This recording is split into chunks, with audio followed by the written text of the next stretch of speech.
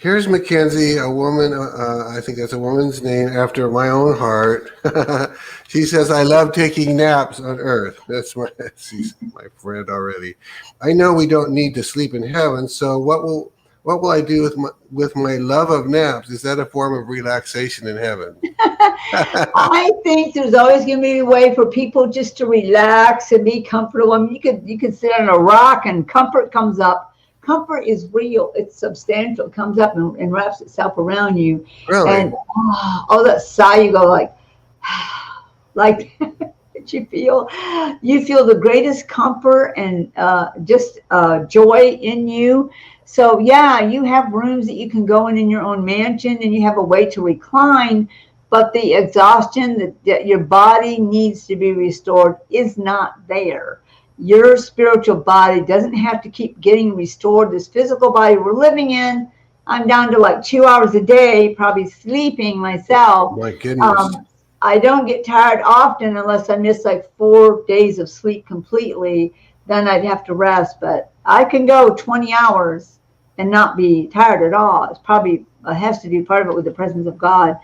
But you don't get that. You don't have that exhaustion, that tired. Even if you run a race, you're not going to be exhausted. You may want to sit down and talk about what happened. And people will race and they'll climb and they'll hike, and you can go like almost forever. But that exhaustion of your body was depleted of energy. Yeah. You're living in the life of God that is everywhere. So trust me, you probably won't even think about it. Honestly, there's so many things to do and be a part of in heaven. Is probably you're not going to say, hey, let's just get together.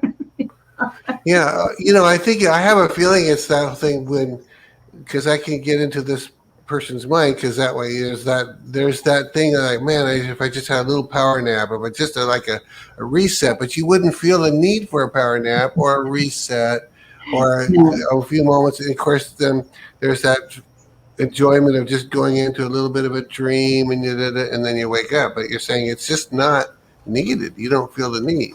No, it's like living in a dream. That's what it's like to you. Yeah, that makes sense too when you say that.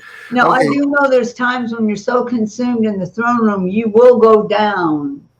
You'll go down underneath the waves of the river of life coming from him, or the glory coming. You're just so consumed. It's like you almost become like you want to be like a part of him. We have to remember we lived in him, and that draws us strongly. So our thoughts at that time aren't on anything else in heaven or anyone else in heaven. It's about him.